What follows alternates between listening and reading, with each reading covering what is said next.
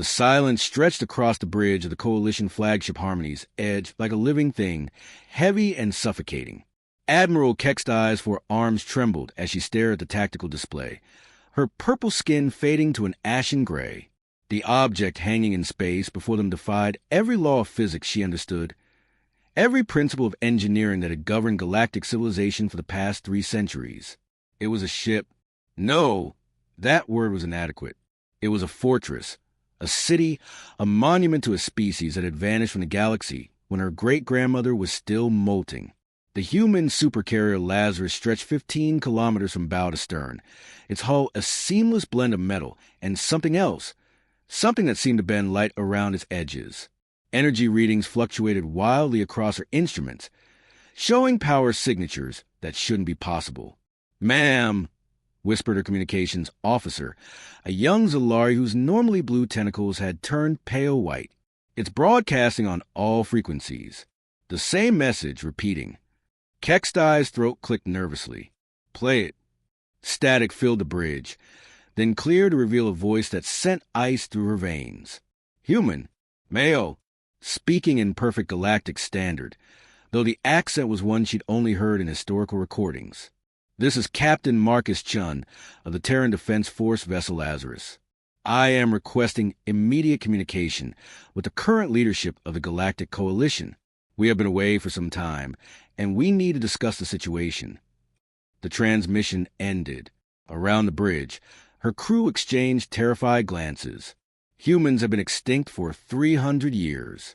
Everyone knew the story. They had simply vanished one day, their entire species disappearing without a trace, leaving behind empty worlds and abandoned space stations. The Coalition had been formed in the aftermath, uniting the remaining species in an unprecedented era of peace and cooperation. "Admiral," her tactical officer's voice cracked. "The ship's mass readings are inconsistent. It's reading as simultaneously there and not there, and the energy signature, it's unlike anything in our databases." Kextai forced her breathing to steady. She had commanded coalition forces for 40 years, had negotiated peace between warring species, had faced down pirates and rogue AIs. But this was different. This was impossible. "Open a channel," she ordered. The view screen flickered, then cleared to show the interior of what could only be a human bridge. But it had changed, evolved somehow. The walls seemed to pulse with their own light, and displays showed information in languages and symbols that hurt to look at directly. At the center of it all sat a figure that was recognizably human, but wrong in ways that made her mind recoil. Captain Chin appeared to be middle-aged, with graying hair and tired eyes that held depths no living being should possess. His uniform was familiar from historical records, but moved strangely, as if it were part of his skin. When he smiled, Kextai noticed his teeth were too white, too perfect. "Admiral Kextai of the Hegemony Fleet," he said, and she realized with growing horror that he somehow knew exactly who she was. "It's been a long time since we've spoken to Coalition leadership. 317 years for months and 16 days, to be precise." "That's impossible," she whispered, then caught herself and spoke louder. "Humans disappeared centuries ago. You're extinct." Chen's laugh was warm and terrible. "Extinct? No, Admiral. We evolved. We had to. The universe gave us no choice." He leaned forward, and for a moment his image seemed to flicker, showing something else underneath, something with too many angles and eyes that burned like stars. "We went away to become what we needed to become. Now we're back, and we need to have a conversation about what you've all been doing while we were gone." Behind Kextai, her sensor operator made a choking sound. "Admiral, I'm reading massive gravitational distortions throughout the system. Something's coming out of hyperspace. Multiple contacts. Hundreds of them." The view screen split, showing tactical displays alongside Chen's unsettling face. Ships were materializing all around them, emerging from nowhere like ghosts becoming solid. They shared the same impossible architecture as the Lazarus, but each was unique, organic-looking, as if they had been grown rather than built. "The Terran Collective has returned to local space," Chin said calmly. "We've been monitoring Coalition activities from outside normal space-time, and we've decided it's time to re-establish contact.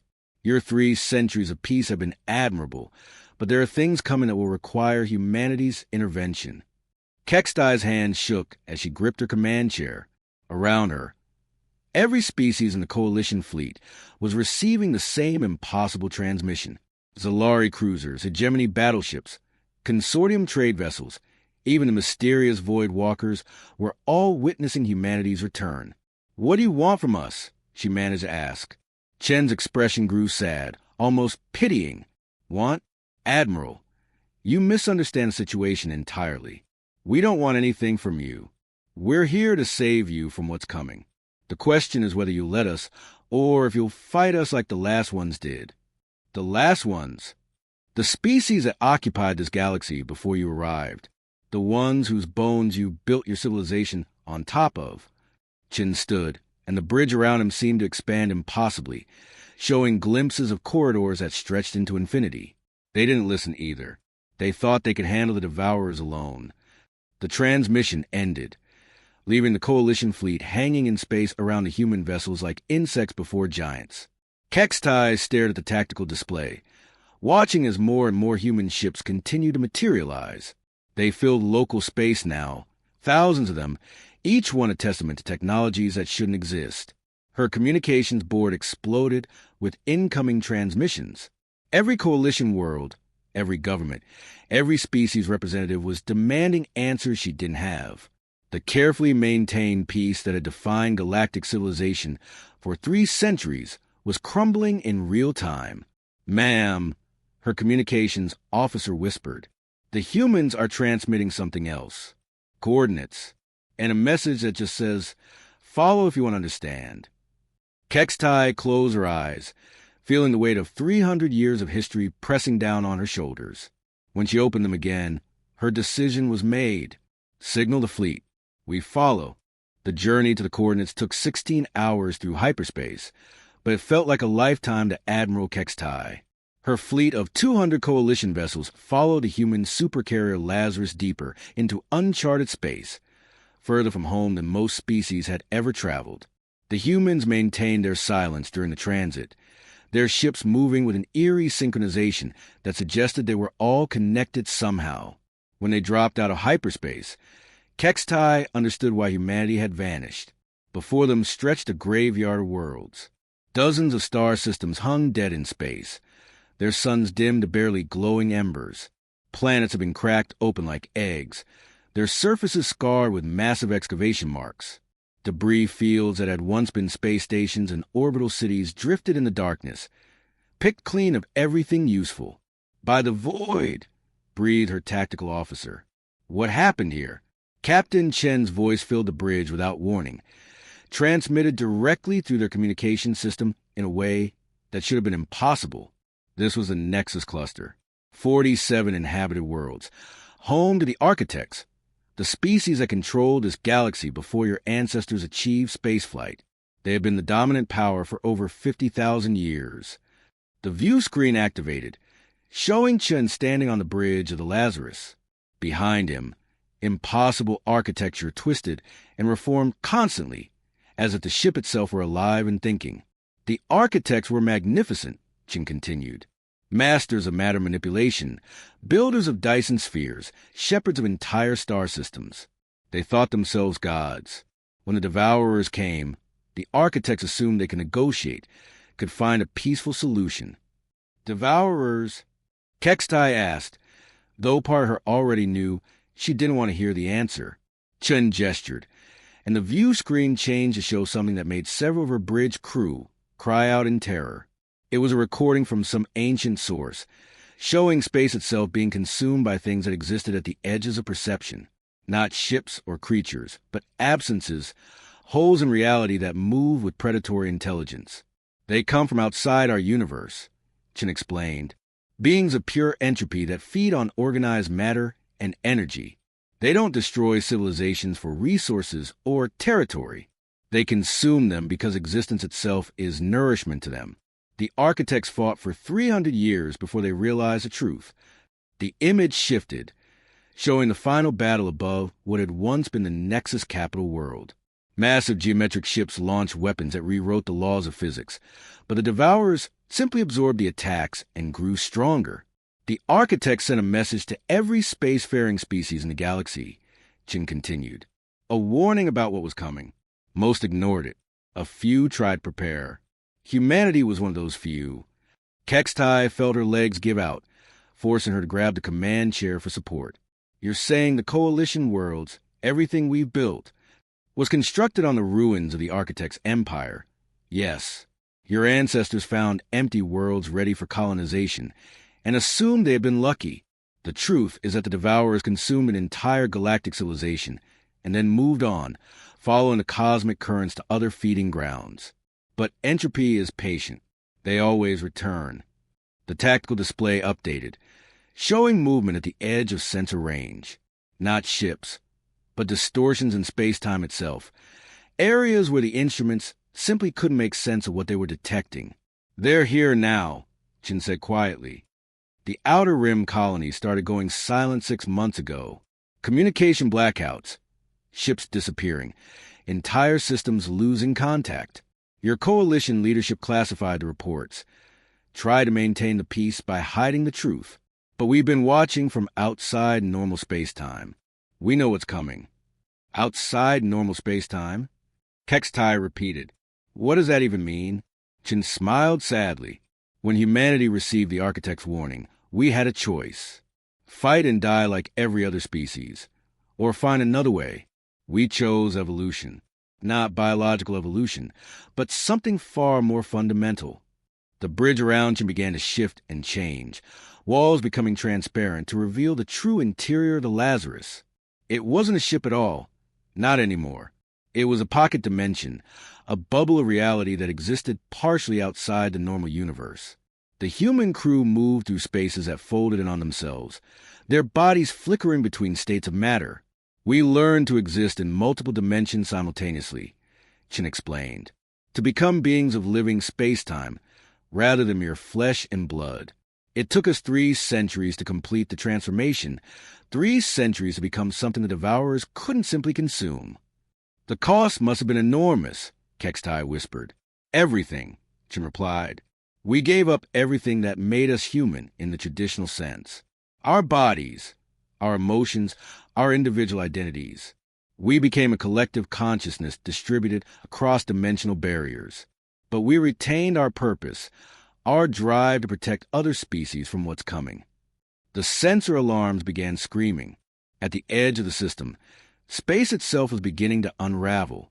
Stars flickered and dimmed as something vast and hungry approached, moving through dimensions that normal physics couldn't describe. The advanced scouts, Chin observed calmly. They're testing your defenses, sampling your technology. In approximately 72 hours, the main force will arrive.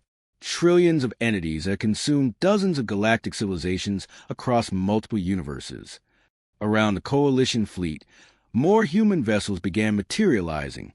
Not hundreds now, but thousands, each one a unique impossibility that existed partially outside normal space.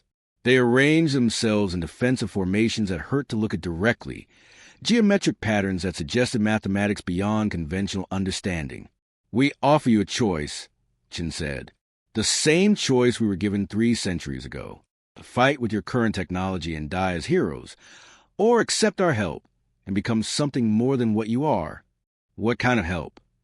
Kextai asked, though she suspected she already knew. Integration. We can share our dimensional technology, help your species transcend physical limitations. But the process changes you. You would no longer be the beings you are now. Your cultures, your individual identities, your very concept of existence will be transformed. The communications board exploded with transmissions from a Coalition fleet. Every captain, every species representative was demanding answers, making arguments, pleading for guidance. 300 years of peace and cooperation were dissolving into chaos as the reality of their situation became clear. How long do we have to decide? Kextai asked. Chen's image flickered, showing glimpses of the collective consciousness that humanity had become. Thousands of minds linked across dimensions, all focused on the same terrible purpose. The Devourers will be here in 72 hours, he repeated. After that, the choice will be made for you. The Coalition Emergency Assembly convened in the shadow of humanity's impossible fleet. Representatives from 47 species gathered virtually aboard the Harmony's edge, their faces displayed on screens that showed the full spectrum of galactic diversity. Tentacled Zalari, crystalline void walkers, the gaseous forms of the Drift Collective, all united by the same expression of barely controlled terror. Admiral Kextai stood before them, her forearms clasped behind her back as she delivered the briefing that would reshape galactic civilization. Behind her, tactical displays showed the approaching distortions at the edge of known space, reality itself bending under the weight of something that shouldn't exist. "The human proposal is clear," she said, her voice steady despite the chaos raging in her mind. Integration with their collective consciousness in exchange for the power to fight the Devourers. Transformation into something beyond our current physical limitations. Representative Zaltar the Hegemony, his rocky carapace scarred from decades of diplomatic battles, slammed his clawed hand against his desk. "This is madness. We're discussing the extinction of everything we are based on the word of creatures that claim to be human but clearly aren't." "Then what do you propose?" asked Driftsinger 9 of Clouds, her gaseous form shimmering with agitation. "My people have already lost 3 colony systems to whatever is coming. The outer rim is going dark, system by system." The Zalari representative, Elder Mothra, spoke with the weight of her species' ancient wisdom. "The humans show us recordings, tell us stories of extinct civilizations. But where is the proof? How do we know they didn't destroy the architects themselves?" Captain Chen's voice cut through their arguments without warning, transmitted directly to every screen in the assembly. "Because we can show you." The chamber fell silent as Chen materialized in their midst, not as a hologram, but as a physical presence that existed in all locations simultaneously. His form flickered between states, sometimes human, sometimes something else entirely. "You want proof?" he asked. "Very well." The space around them changed. The assembly chamber expanded impossibly, its walls becoming transparent windows into history itself. They were no longer aboard the Harmony's edge, but existing in a pocket dimension, with a past played out before them like a living movie. They watched the architects in their glory days, beings of living crystalline light who sculpted planets with their thoughts and built ring worlds around dying stars. They saw the first signs of the Devourer's approach. The way space itself began to weaken at the edges of the galaxy. They witnessed the final desperate battle as the architects threw everything they had against an enemy that existed partially outside reality. "We found their data caches," Chen explained as the visions continued, "hidden in quantum bunkers designed to survive the heat death of the universe. The architects documented everything, including their attempts to contact younger species. Your ancestors received their warnings and chose to ignore them." The vision shifted, showing early coalition species in their primitive spacefaring days, messages arriving from the dying architects, filled with desperate pleas and technical specifications for defensive technologies. The responses were consistent across species: dismissal, disbelief, and eventually active suppression of the information. "Fear," said Representative Kovash of the consortium, his multiple eyes blinking in sequence. "Our ancestors were afraid of losing the paradise they had found in the empty systems." "Paradise built on graves," Chen replied, "but we don't judge you for it. Humanity made the same choice initially. We buried the architect warnings in classified databases and continued our expansion. It wasn't until the first Devourer scouts reached our outer colonies that we finally understood." The scene changed again, showing humanity's desperate last stand. Not the glorious battles of legend, but something far more terrible. Entire human worlds being consumed by things that existed at the intersection of multiple dimensions, their populations not killed, but absorbed into a growing hunger that fed on the very concept of existence. "We had 6 months to find a solution," Chen continued. 6 months to discover what the architects had learned too late. You cannot fight entropy with conventional weapons. You cannot destroy beings that exist outside the laws of physics, using tools bound by those same laws.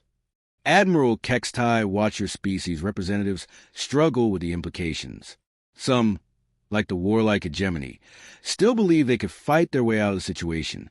Others, particularly the long-lived species who remembered fragments of the ancient warnings, were beginning to accept the horrible truth. "Show them the transformation," demanded Elder Mothra.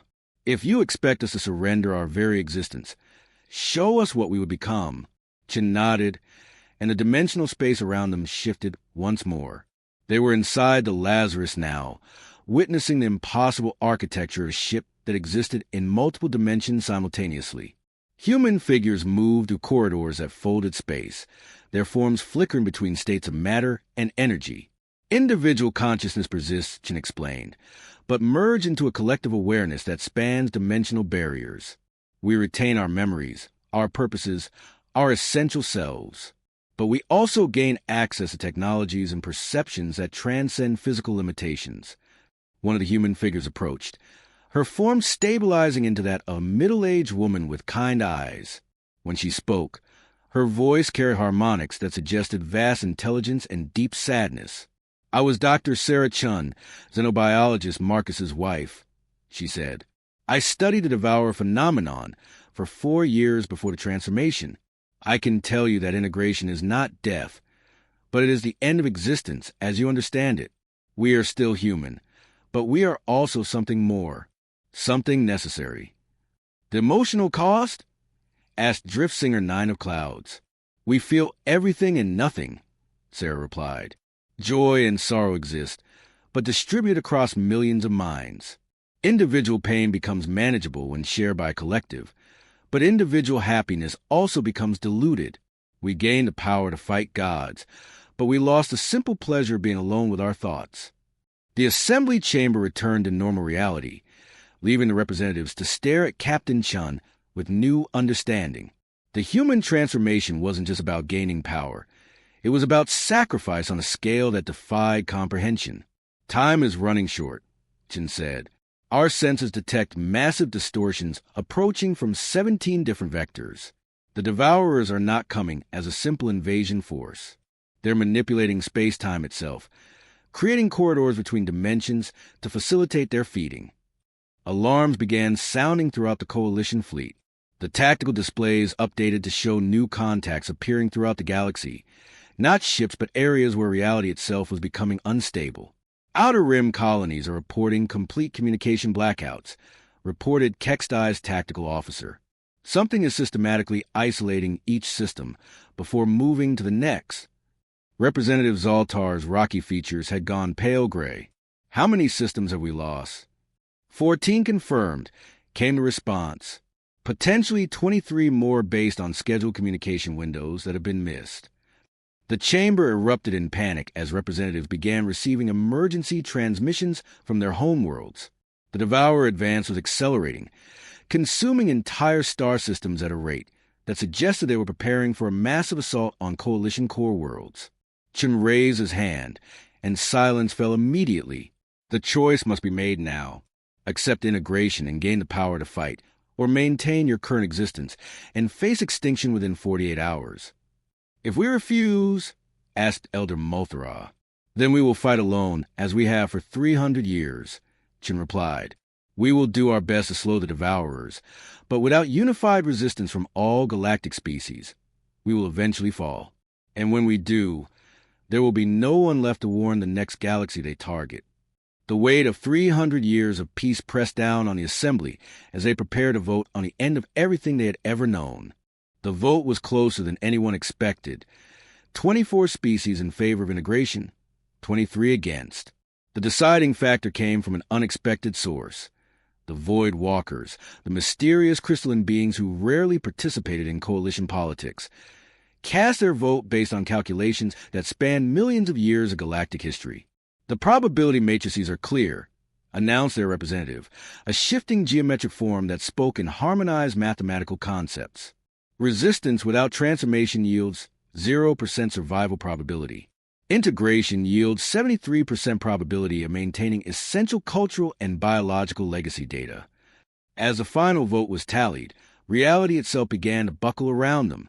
The Devourer advance had accelerated beyond all projections, with 17 coalition systems going completely dark in the last 6 hours. Emergency transmissions flooded in from border worlds, describing impossible sights, stars being consumed from within, planets dissolving into component atoms, space itself turning inside out. Captain Chen stood before the assembled representatives, his form now openly shifting between dimensions as the urgency of the situation stripped away any pretense of normal human appearance. Those who have chosen integration must begin immediately. The transformation process takes 18 hours minimum, and we have perhaps 20 hours before the main Devourer force reaches Coalition core space. The representatives who had voted for integration were transported aboard human vessels, each one a pocket dimension designed to facilitate the merger of organic consciousness with transdimensional technology. Admiral Kextai found herself aboard a ship called Transcendence, her bridge crew alongside her as they faced the end of everything they had ever been. The transformation began with what the humans call dimensional mapping, a process that scanned not just their physical bodies but their consciousness itself, creating quantum templates of their thoughts, memories, and essential identity. Kextai felt her sense of self expanding, touching briefly against the collective consciousness that humanity had become. It was overwhelming and terrifying and beautiful all at once. She experienced the memories of Dr. Sarah Chun, felt the desperation of humanity's final days, understood the impossible loneliness of existing partially outside normal space-time. But she also felt the power, the ability to perceive reality from multiple dimensional angles simultaneously, to manipulate matter and energy at the quantum level, to exist in places where the laws of physics became suggestions rather than absolute rules. The process is irreversible, warned the human technician overseeing her transformation, a being who had once been a Terran Defense Force engineer, but was now something that existed as living mathematics. Once your consciousness merges with collective, you will retain your individuality, but never again experience true isolation. Your thoughts will always be accessible to the group mind, your emotions shared across thousands of other beings. Kextai closed her eyes as the transformation accelerated. She felt her physical body dissolving at the molecular level, her consciousness being uploaded into systems that existed across multiple dimensions. For a moment of absolute terror, she ceased to exist entirely. Then she was everything and everyone, spread across a network of minds that spanned impossible distances. She was Marcus Chun, making the original decision to sacrifice humanity for the greater good. She was Sarah Chun, discovering the first evidence of the Devourer's approach. She was 10,000 other human minds, each one a unique perspective within the collective whole. But she was also still herself. Admiral Kextai of the Hegemony Fleet, daughter of Vexmal the Bold, protector of Coalition space. Her memories remained intact, her personality preserved within the vast network of consciousness that humanity had become. "Welcome to Collective," said Marcus Chun, his voice now coming from inside her own mind. "You are the first non-human to successfully complete the integration process. Your people's tactical knowledge and strategic thinking will be invaluable in the coming battle." Around her, the other Coalition representatives who had chosen integration were completing their own transformations. She felt their minds joining the network, adding their unique perspectives and capabilities to the growing resistance force. The Zalari brought their mastery of quantum mechanics. The Void Walkers contributed their understanding of crystalline matrix computing. The Drift Collective added their expertise in energy manipulation. But even as they gained new allies, the situation continued to deteriorate. The Devourer main force had reached the outer edges of Coalition space, and reality distortions they created were visible even from core worlds. Stars flickered and dimmed as something vast and hungry approached, moving through dimensions that normal physics couldn't describe. "Status report," Kextai requested, her consciousness now distributed across 17 different ships simultaneously. "Catastrophic," replied the collective tactical assessment. "The Devourers are not approaching as we expected. They're not moving through normal space at all. They're manipulating the fundamental structure of reality, creating corridors between dimensions that allow them to appear anywhere in the galaxy simultaneously." The strategic display appeared directly in her consciousness, showing the true scope of the threat. The Devourers weren't a single army or fleet, but a multidimensional phenomenon that existed at the intersection of multiple universes. They fed on organized matter and energy, but their true nourishment came from the collapse of physical laws themselves. "How did the architects fight them?"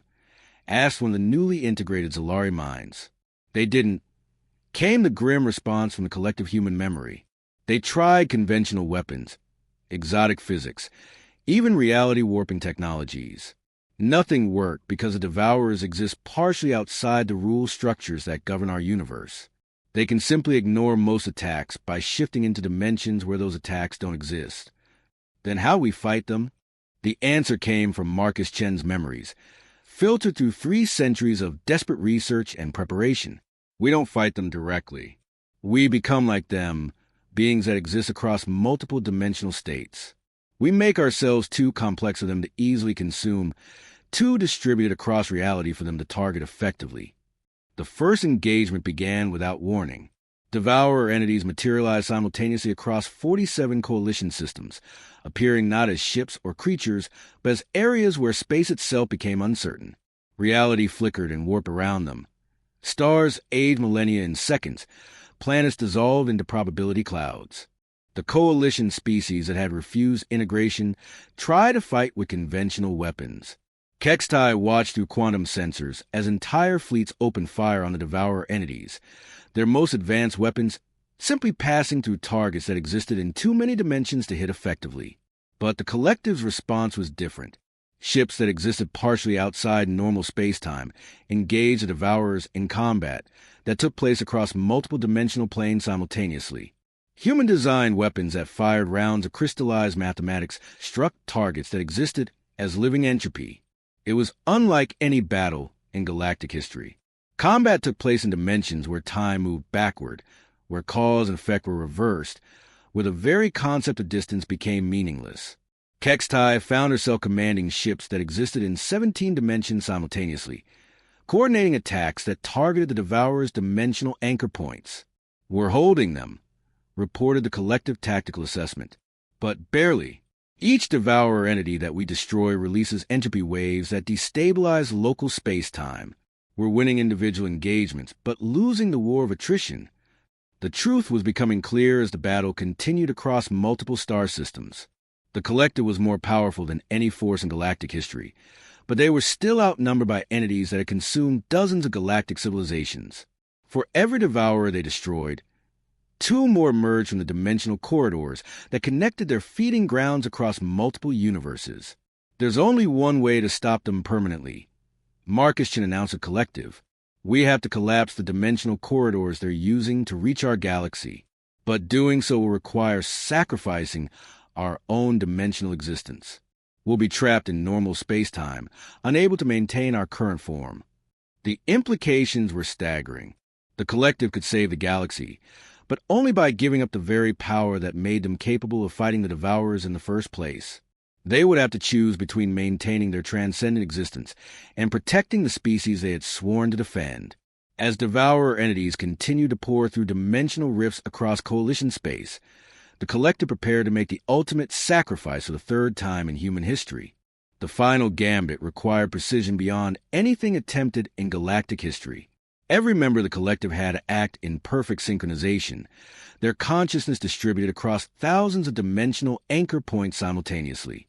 Kextai found herself existing in 17 different realities at once, each version of herself preparing to sacrifice her transcendent existence for the slim chance of saving her species. The plan was elegantly simple in concept, impossibly complex in execution. The Devourers used dimensional corridors to travel between universes, feeding grounds connected by tears in the fabric of space-time itself. If the collective could simultaneously collapse all corridors leading to their galaxy, the Devourers would be trapped in their current feeding grounds, unable to call for reinforcements or retreat to safety.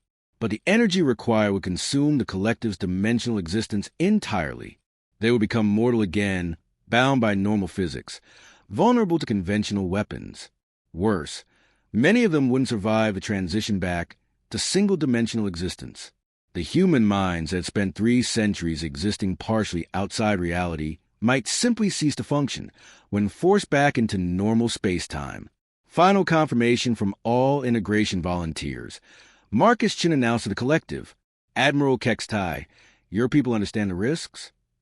Kextai felt the minds of her fellow coalition representatives, each one facing the same terrible choice.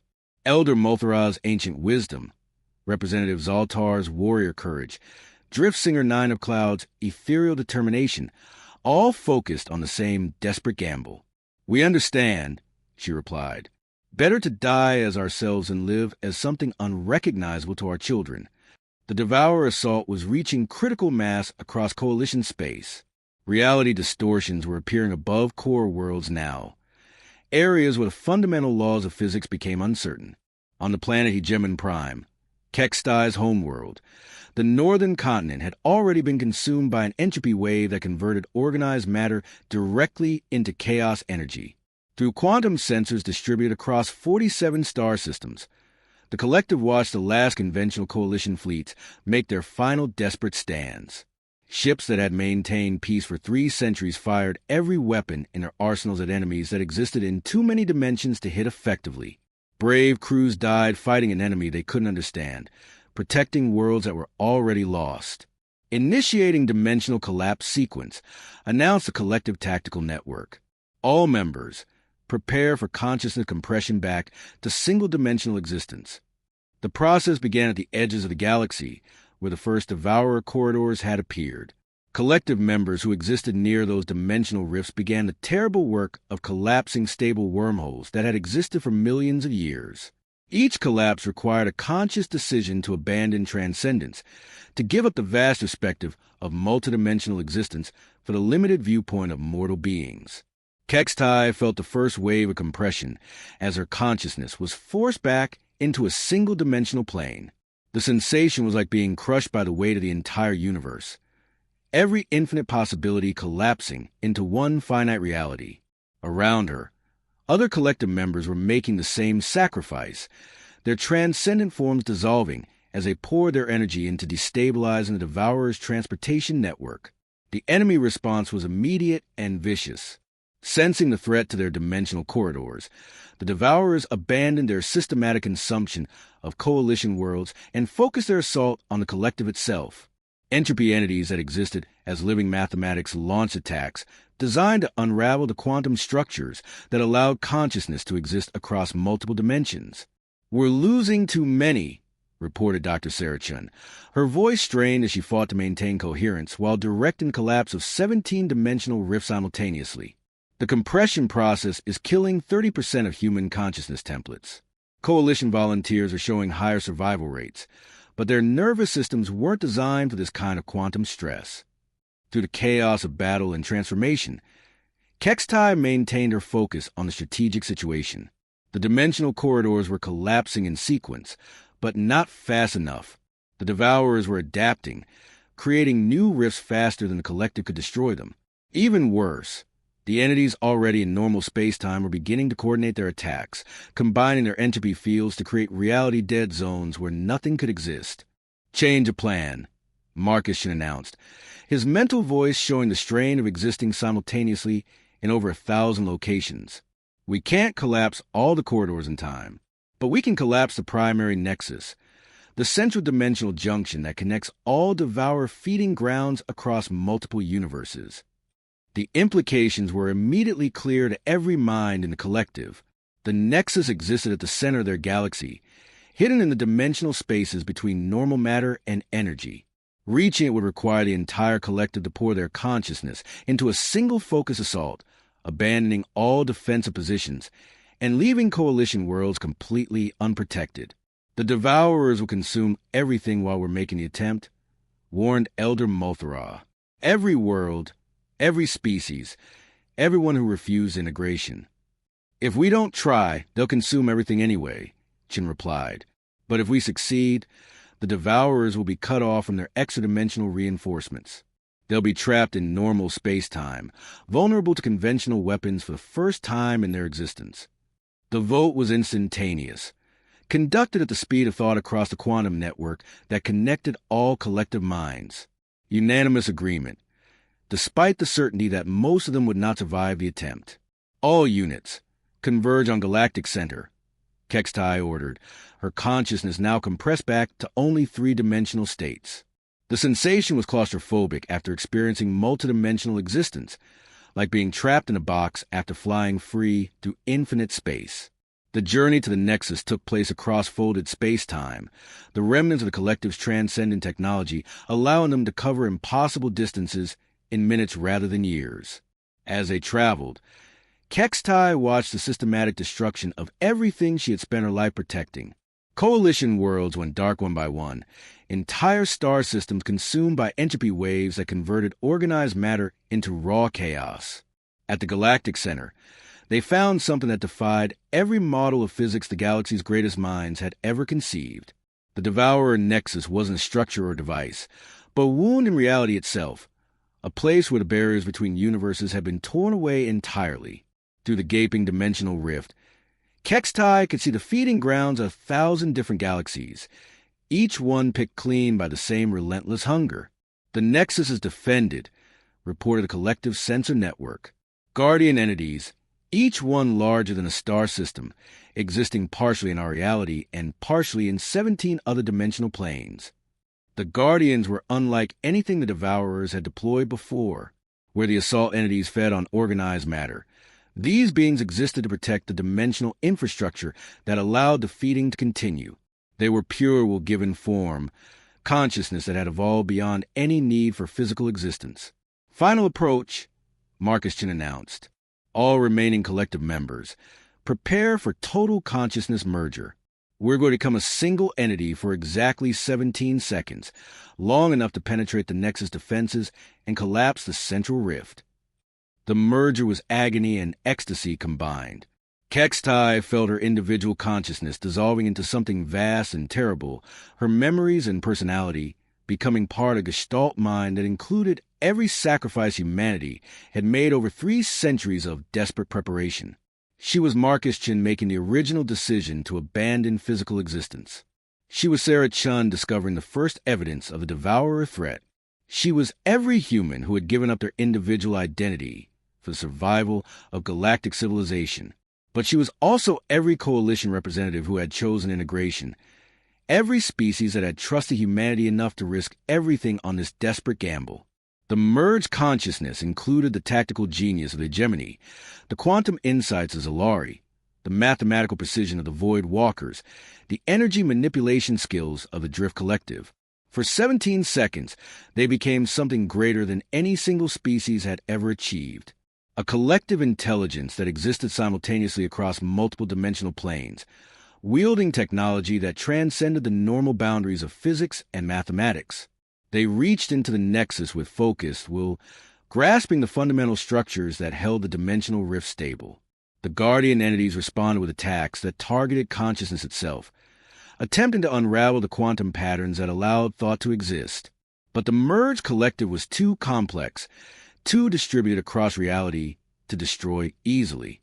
They absorbed the Guardians' assault and used the energy to fuel their own attack on the Nexus core. Reality screamed as they began to collapse the central dimensional rift. The wound between universes fought back, drawing power from feeding grounds across a dozen galaxies to maintain its stability.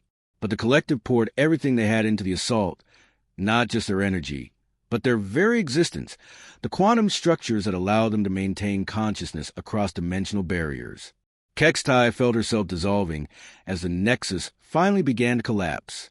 The central rift imploded, its dimensional anchors severed by an assault that consumed the attackers in the process. Around the Galactic Center, secondary rifts began closing in cascade failure, cutting off the Devourer's access to reinforcements from other universes. The merged consciousness lasted exactly 17 seconds before the strain became too much to maintain. Kextai found herself falling back into individual awareness, her mind compressed into a single-dimensional plane for the first time in subjective months. She was aboard a ship that existed in normal space-time, surrounded by technology that obeyed conventional physics. But she was also dying. The transition back to mortal existence was killing her, her consciousness unable to adapt to the limitations of single-dimensional thought after experiencing transcendence. Around her, the surviving members of the collective were facing the same crisis, beings who had evolved beyond physical existence trying to compress themselves back into mortal forms. "Status report," she whispered, her voice coming from a throat that felt strange and foreign after existing as pure thought. "The Nexus has collapsed," reported Marcus Chun, his form now solidly human for the first time in 3 centuries. Blood ran from his eyes and nose, signs that his consciousness was failing to adapt to normal neural pathways. All major dimensional rifts are closed. The Devourers are trapped in normal space-time. Through conventional sensors, Kextai watched the immediate aftermath of their sacrifice. Across the galaxy, Devourer entities were suddenly vulnerable to conventional weapons. The few surviving Coalition fleets, reinforced by species that had initially refused integration, began systematic attacks on entropy creatures that could no longer shift between dimensions to avoid damage. It was working. After consuming dozens of galactic civilizations across multiple universes, the Devourers were finally facing an enemy they couldn't simply absorb. Cut off from their extra-dimensional reinforcements, forced to exist within the limitations of normal physics, they were being systematically destroyed by conventional military forces. But the victory was bittersweet. The collective was dissolving as its members died from the stress of forced dimensional compression. Human consciousness, evolved over 3 centuries to exist partially outside reality, couldn't survive the return to normal space-time. Of the millions of minds that had comprised humanity's transcendent form, only thousands remained functional. The Coalition species are showing better survival rates, Dr. Serchin reported, her voice weak but determined. Your neural structures adapted more easily to the compression process. 70% of integrated Coalition members are maintaining stable consciousness in normal dimensional space. Admiral Kextai felt a bitter smile cross her lips. After 3 centuries of evolution, humanity had saved the galaxy by becoming mortal again. They had transcended physical limitations to gain the power necessary to fight gods, then given up that transcendence to ensure the Devourers could never threaten another civilization. What happens now? Asked Elder Mothra, her ancient voice transmitted through communication systems that seemed primitive after experiencing direct consciousness transfer. Marcus Chun, now visibly aging as his body tried to adapt to normal temporal flow, looked out at the slowly recovering galaxy. Now we rebuild. The Coalition worlds that survive will need help reconstructing. The Devourer feeding grounds contain the remains of thousands of civilizations, technologies and knowledge that could advance galactic society by millions of years. And humanity? Kextai asked. Chen's expression was sad but peaceful. We're dying. Our consciousness was too adapted to multidimensional existence. Within a few years, maybe decades, the last human minds will finally let go. He paused, looking at the Coalition representatives who had shared humanity's sacrifice. But we're not disappearing entirely. We live on in you, in the integrated consciousness that will help guide the galaxy's recovery. Through the quantum network that still connected the surviving collective members, Kextai felt the truth of his words.